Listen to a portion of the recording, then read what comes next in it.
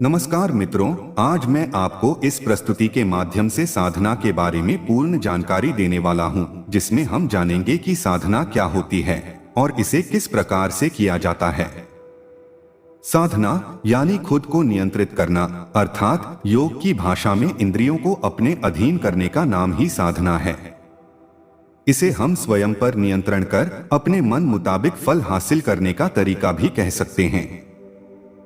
हम साधना के पथ पर निरंतर जितना आगे बढ़ते जाएंगे, उतने ही हम बाहर और अंदर से मजबूत भी होते जाएंगे। साधना यदि मानवता के लिए उचित पथ पर हो तो उससे अपना और मानवता दोनों का कल्याण होता है, और साधना यदि गलत दिशा में हो तो अपना और मानवता दोनों का नुकसान होता है। इसलिए गीता और चारों वेदों में मनुष्य को श्रेष्ठ साधक बनने की प्रेरणा दी गई है। संसार में जितने भी महापुरुष या ईश्वरीय गुणों से भरपूर तपस्वी जन रहे हैं, वे सभी एक श्रेष्ठ साधक भी रहे हैं। साधना धर्म, अर्थ, काम और मोक्ष का आधार है तथा परमात्मा से साक्षात्कार हो, समाज सुधार हो, साहित्य सृजन हो या फिर समाज को बेहतर रास्ते पर ले चलने का संकल्प हो, ये सभी कार्य साधना से ही पूरे होते हैं। वेदों में साधना के 4 स्तर बताए गए हैं: आध्यात्मिक साधना, ध्यान साधना, स्तुति साधना और मूर्ति पूजा।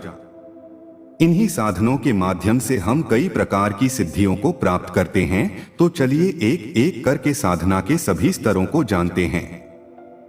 पहले स्तर आध्यात्मिक साधना का मतलब है कि व्यक्ति को अपने जीवन में ऐसे परिवर्तन लाना है जिससे वह संपूर्ण सत्य को जान सके और ईश्वर के तुल्य बनने में समर्थ हो सके। आध्यात्मिक साधना का मूल उद्देश्य यह है कि व्यक्ति का संपूर्ण शरीर या हर एक अंग ईश्वर को प्राप्त करें या उसके तुल्य हो जाए। आध्यात्मिक साधना के 3 मार्ग होते हैं: ज्ञान मार्ग, कर्म मार्ग और भक्ति मार्ग। जब मनुष्य सांसारिक जीवन के मोह माया में फंस जाता है और उसे यह ज्ञात नहीं होता है कि वह ईश्वर की सत्ता का केवल एक अंश मात्र है, तब वह इस अज्ञानतावश माया मोह के बंधन में बंध जाता है। इन सब से छुटकारा पाना ही आध्यात्मिक साधना का ज्ञान मार्ग है। आध्यात्मिक साधना के ज्ञान मार्ग में व्यक्ति को ईश्वर की सत्ता का ज्ञान प्राप्त होता है, जिससे उसके विभिन्न प्रकार की इच्छाओं का त्याग हो जाता है और वह अपने मन से सांसारिक जीवन से उठकर ईश्वर की शरण में चला जाता है, जिससे संसार की सभी वस्तुएं तुच्छ लगने लगती हैं। दूसरा स्तर कर्म मार्ग में व्यक्ति को साधना के माध्यम से शरीर के द्वारा सभी प्रकार की अवस्थाओं में उचित कर्म करते रहना जरूरी है। साधना के मार्ग में उचित कर्म और आचरण इसलिए आवश्यक होता है क्योंकि व्यक्ति कितना भी ज्ञानी क्यों न हो, यदि वह उचित कर्म नहीं करता है तो उसका ज्ञान व्यर्थ है। तीसरा स्तर भक्ति मार्ग एक प्रेम का मार्ग है, जिसमें बड़े बड़े ज्ञानी संतों ने सांसारिक वस्तुओं को त्याग कर केवल ईश्वर से प्रेम किया है, क्योंकि प्रेम ही संसार का सबसे बड़ा सार होता है, जिसके माध्यम से व्यक्ति सीधे ईश्वर से जुड़ पाता है। साधना का दूसरा स्तर है ध्यान साधना। इस साधना का तात्पर्य है कि व्यक्ति अपनी मनोदशा को पूर्ण रूप से एकाग्र कर लेता है, अर्थात जब वह अपने मन को पूर्ण रूप से नियंत्रित कर लेता है तो उसकी सभी मनोदशाएं पूर्ण हो जाती हैं। ध्यान साधना के अंतर्गत हम ध्यान तब तक करते रहते हैं जब तक हम पूरी तरह से वैसा करने में सक्षम नहीं हो जाते जैसा हम चाहते हैं। ध्यान साधना एक ऐसी युक्ति है जो संपूर्ण व्यक्तित्व का विकास करती है, जिससे हम संपूर्ण मन की शांति प्राप्त करते हैं। मूलतः ध्यान साधना को 4 भागों में बांटा गया है: पहला देखना, दूसरा सुनना, तीसरा श्वास लेना और चौथा आंखें बंद करके तथा मौन होकर सोच पर ध्यान देना। देखने को दृष्टा या साक्षी ध्यान, सुनने को श्रवण ध्यान, श्वास लेने को प्राणायाम ध्यान और आंखें बंद कर सोच पर ध्यान देने को भ्रिकुटी ध्यान कहा गया है। साधना का तीसरा स्तर है स्तुति साधना। इस साधना में भक्तों द्वारा अपने इष्ट देव का गुणगान किया जाता है। इसमें हम अपने ईश्वर का स्वरूप, उनकी महिमा तथा उनकी शक्तियों के विषय में गुणगान करते हैं और निरंतर आस्था रखकर उनको पाने का प्रयास करते रहते हैं। साधना का चौथा स्तर है मूर्ति पूजा।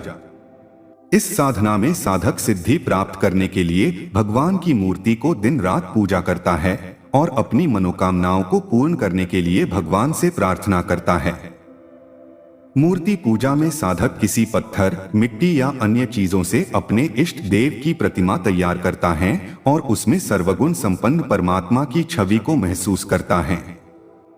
मित्रों, अभी तक आपने ये जाना कि साधना क्या होती है तथा इसके कितने स्तर होते हैं। अब हम जानेंगे कि साधनाएं किस प्रकार से की जाती हैं। हिंदू धर्म में सिद्धियों को प्राप्त करने के लिए हजारों प्रकार की साधनाओं का वर्णन किया गया है, परंतु हम आपको इस वीडियो में मुख्य 4 प्रकार से की जाने वाली साधनाओं के बारे में बताएंगे, जिसके माध्यम से आप हजारों प्रकार के लाभ प्राप्त कर सकते हैं। इन्हीं साधनाओं के द्वारा मन को एकाग्र किया जाता है और व्यक्ति विभिन्न प्रकार की सिद्धियों का स्वामी बन जाता है। पहला, तंत्र साधना से व्यक्ति अपने अंदर कई तरह की रहस्यमयी शक्तियों को जान सकता है और आत्म शक्ति का विकास कर सकता है। तंत्र साधना एक ऐसी प्रक्रिया है जिससे हम अपनी आत्मा और मन को बंधन से मुक्त कराते हैं। इस प्रक्रिया से शरीर और मन शुद्ध होता है और ईश्वर का अनुभव करने में सहायक सिद्ध होता है। तंत्र साधना की प्रक्रिया से हम भौतिक और आध्यात्मिक जीवन की हर समस्याओं का हल निकाल सकते हैं। परंतु कुछ लोग में तंत्र साधना, तंत्र विद्या या तंत्र शास्त्र का नाम सुनते ही भय व्याप्त हो जाता है, क्योंकि ऐसा माना जाता है कि यह कोई भयानक विद्या या अघोरियों की साधना होगी, लेकिन ऐसा कुछ नहीं है। अघोर साधना अलग होती है और तंत्र साधना अलग होती है, क्योंकि तंत्र, मंत्र और यंत्र में तंत्र को सबसे पहले रखा गया है। तंत्र एक ऐसी विद्या है जो हिंदू धर्म के साथ साथ बौद्ध और जैन धर्म में भी इसका बहुत प्रचलन है। तंत्र साधना करने के लिए सबसे पहले आप इससे संबंधित किताबों का अध्ययन करें। संभवतः यह आपको हिंदू धर्म के सन्यासी समाज के मुख्य 13 अखाड़ों के सन्यासियों से मिल जाएंगे। इसके बाद किसी योग्य तंत्र साधक की तलाश करें और जब आपको कोई योग्य साधक मिल जाए तो उसके पास रहकर ही इस साधना को सीखें और करें, क्योंकि यदि आप सिर्फ 4 किताबें पढ़कर इस साधना को करेंगे तो आपको बुरा परिणाम भी मिल सकता है। यदि आपका उद्देश्य इस साधना के माध्यम से किसी का नुकसान करना है, तब भी आप इसे बिल्कुल ना करें, क्योंकि इसके परिणाम भी आपको ही भुगतने पड़ सकते हैं। चलिए अब मंत्र साधना के बारे में जानते हैं। यह एक ऐसी साधना है जिसके द्वारा हम सांसारिक बाधाओं को तोड़कर आध्यात्मिकता की ओर बढ़ते हैं, जिससे हमारी जीवन की सारी समस्याएं समाप्त हो जाती हैं। मंत्रों का जाप करके अपने अंदर के समस्त विकारों को निकाल देते हैं, जिससे मन और मस्तिष्क में एक नई ऊर्जा का संचार होता है।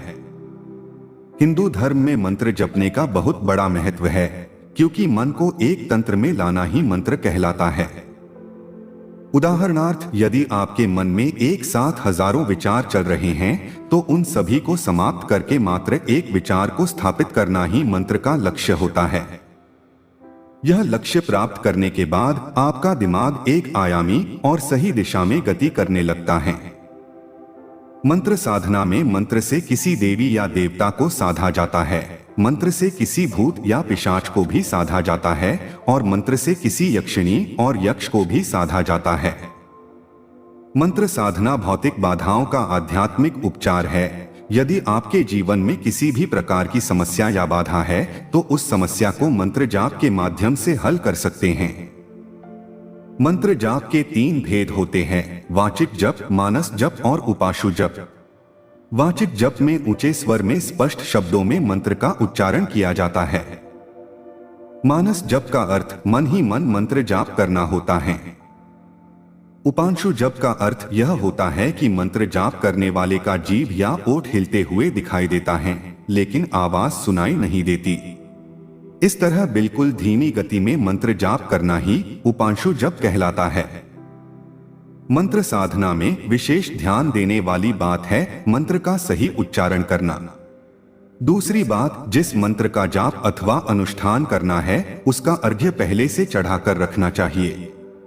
मंत्र साधना के लिए आवश्यक है कि मंत्र को गुप्त रखा जाए, तभी प्रतिदिन मंत्र का जाप करने से सिद्धि प्राप्त होती है। किसी विशिष्ट सिद्धि के लिए सूर्य अथवा चंद्र ग्रहण के समय किसी भी नदी में खड़े होकर मंत्र जाप करना चाहिए, क्योंकि इसमें किया गया मंत्र जाप शीघ्र लाभदायक होता है। चलिए अब जानते हैं कि यंत्र साधना क्या होती है और इसे कैसे किया जाता है। जिस प्रकार मनुष्य के लिए घर की आवश्यकता होती है जिससे वे सुखपूर्वक रहते हैं, ठीक उसी प्रकार देवी देवताओं के रहने के लिए निवास हेतु उपयुक्त स्थान को यंत्र कहा गया है। यंत्रों का एक नाम देवनगर भी कहा गया है। यही कारण है कि इस लिपि के आधार पर बनी भाषा को देवनागरी कहा जाता है। इन देवनगरों में न केवल देवता बल्कि प्रत्येक देव के अधिदेव, प्रत्यधिदेवता, परिकर आदि भी विराजमान रहते हैं। अतः यंत्र केवल कुछ रेखाओं का विनोदात्मक जाल मात्र न होकर साक्षात देवताओं का आवास गृह है। इन्हीं यंत्रों से व्यक्ति को देवताओं की कृपा दृष्टि प्राप्त होती है, जिससे देवता प्रसन्न होकर सर्वस्व प्रदान करते हैं। इन यंत्रों के प्रभाव से सभी प्रकार की भौतिक सुख, समृद्धि, ऐश्वर्य, नवग्रहों की शांति, विघ्न बाधाओं का नाश, शत्रु नाश तथा मृत्यु तुल्य कष्टों का निवारण प्राप्त किया जाता है। जैसे यदि किसी व्यक्ति को अपने जीवन में धन का अभाव है तो वह श्री यंत्र स्थापित कर उसकी पूजा अर्चना के द्वारा अपने लक्ष्य को शीघ्र ही प्राप्त कर सकता है। हमारे शास्त्रों में भिन्न भिन्न यंत्रों का उल्लेख है, जिससे व्यक्ति किसी एक यंत्र पर ध्यान केंद्रित करते हुए संपूर्ण ब्रह्मांड के विस्तार को अनुभव कर सकता है। जब व्यक्ति पूर्ण रूप से उसी में लिप्त हो जाता है, तब उसे ब्रह्मांड और स्वयं में अर्थात लोक परलोक या लौकिक पारलौकिक में कोई अंतर नहीं दिखाई देता। यंत्र मुख्य रूप से 4 प्रकार के होते हैं, जिसे रेखा प्रधान, संख्या प्रधान, आकृति प्रधान, बीजाक्षर प्रधान कहा गया है। यंत्र साधना के लिए कुछ जरूरी नियम बनाए गए हैं, जिसमें सबसे पहले तो प्राण प्रतिष्ठित यंत्र की ही पूजा की जाती है। यह किसी भी मंदिर, योग्य और सिद्ध ब्राह्मण, ज्योतिष या तंत्र विशेषज्ञ से प्राप्त कर सकते हैं। यंत्र साधना के लिए सबसे उत्तम दिन शुक्रवार को माना जाता है। इस दिन सुबह स्नान कर एक थाली में लाल कपड़ा रखें और यंत्र को स्थापित करें। यंत्र के सामने लक्ष्मी मंत्र, श्री सूक्त या दुर्गा सप्तशती से देवी के किसी भी श्लोक का पाठ करें। इस तरह यंत्र साधना करने से आप अनेकों प्रकार के लाभ प्राप्त कर सकते हैं। अभी तक आपने तंत्र, मंत्र और यंत्र साधना के बारे में जाना। अब हम जानेंगे कि योग साधना क्या होती है और इसे किस प्रकार से किया जाता है। योग साधना एक ऐसी साधना है जिसको पूर्ण रूप से संयमित होकर करने से विभिन्न प्रकार के सत्यता का ज्ञान होता है और हम आत्मज्ञ बनते हैं। यह साधना जीवन को सुख, शांति और आनंदित करती है तथा यह आत्मा और परमात्मा से मिलन कराने का एक माध्यम भी होता है। योग साधना मनुष्य जीवन के लिए बहुत महत्वपूर्ण माना गया है, क्योंकि योग से ही हमारा शरीर स्वस्थ और निरोगी रहता है, जिससे पूरे शरीर में नई ऊर्जा का संचार होता रहता है। इसलिए योग साधना को सभी साधनाओं में श्रेष्ठ मानी गई है, क्योंकि यह शुद्ध, सात्विक और प्रायोगिक है और इसके परिणाम भी तुरंत और स्थायी होते हैं। शास्त्रानुसार योग साधना के 8 अंग बताए गए हैं, जिन्हें अष्टांग योग भी कहा जाता है। ये 8 अंग यम, नियम, आसन, प्राणायाम, प्रत्याहार, धारणा, ध्यान तथा समाधि है। योग साधना के इन 8 अंगों को 2 वर्गों में विभाजित किया गया है, जिसमें 5 बहिरंग एवं अंतिम 3 अंतरंग साधना के अंतर्गत रखे गए हैं। इस तरह एक योगी योग साधना के मार्ग पर आगे बढ़ते हुए तथा उपरोक्त यम, नियम आदि साधनों को अपनाते हुए बहुत ही विवेकपूर्ण और धैर्य के साथ आगे बढ़ता है और अपनी लक्ष्य को पूरा करता है। आप लोगों में से कई लोगों ने सिद्धि प्राप्त कैसे करें, इसके बारे में पूछा था। साधक इसी योग साधना द्वारा अष्ट सिद्धियों को प्राप्त करता है और अपनी सभी तरह की मनोकामनाओं को पूर्ण करता है। साधना के बारे में कुछ ऐसी बातें हैं जिसे जानना आपके लिए अति आवश्यक है, तो चलिए उन बातों को जानते हैं। पहला है, साधना में श्रद्धा क्यों जरूरी है। किसी भी प्रकार के साधना में श्रद्धा का होना बहुत जरूरी इसलिए है क्योंकि बिना श्रद्धा के आप कुछ भी प्राप्त नहीं कर सकते। किसी भी साधना में वही व्यक्ति सफल हो सकता है जिसके मन में अपार श्रद्धा होती है। श्रद्धा पूरे मन से होनी चाहिए, क्योंकि हमारा मन ही ईश्वर से टकराकर अनुभूति प्राप्त करता है और सफलता मिलती है। दूसरा है, साधना में सफलता के लिए मन निर्विकार क्यों होना चाहिए। किसी भी प्रकार की साधना से सिद्धि प्राप्त करने के लिए हमारे मन मस्तिष्क में निर्विकार होना जरूरी है, क्योंकि जब मस्तिष्क में किसी भी प्रकार की कोई विकार नहीं होंगे और अन्य प्रकार के विचार भी नहीं होंगे, तभी हम अपनी साधना के द्वारा हर सिद्धि को प्राप्त कर सकते हैं। यदि हमारा मन निर्विकार नहीं होगा तो हमारे ऊपर कई प्रकार के विचार आघात करेंगे, जिसके फल स्वरूप हम भी सामान्य बने रहेंगे। यदि किसी भी प्रकार के मंत्र को प्रभावित करना चाहते हैं तो मन का निर्विकार होना आवश्यक है, तभी हम मंत्र पर प्रभाव डालने में समर्थ हो पाएंगे। तीसरा है, साधारण बने और अपने पर गर्व बिल्कुल ना करें। किसी भी व्यक्ति के जीवन में सबसे बड़ा शत्रु उसका घमंड होता है, क्योंकि घमंड आदमी को निर्बल बना देता है। ठीक यही स्थिति साधना में भी होती है, इसलिए साधना में कभी भी किसी प्रकार का घमंड नहीं करना चाहिए, बल्कि आप यह सोचें कि जिस साधना या सिद्धि को हम प्राप्त कर रहे हैं, इससे पहले भी कई लोगों ने इसे प्राप्त कर लिया है और हमसे ज्यादा ऊंचे स्तर पर ज्ञान प्राप्त किया है। जब इस तरह का विचार आपके मन में रहेगा, तभी आपको उपलब्धि प्राप्त होगी। मित्रों, आज का हमारा यह प्रस्तुति कैसा लगा, कमेंट्स में जरूर बताइएगा। और अगर इस प्रस्तुति में कोई त्रुटि रह गया हो तो मैं आपसे और भगवान से क्षमा मांगता हूं और भविष्य में दोबारा त्रुटि न हो इसके लिए विशेष ध्यान रखूंगा। धन्यवाद।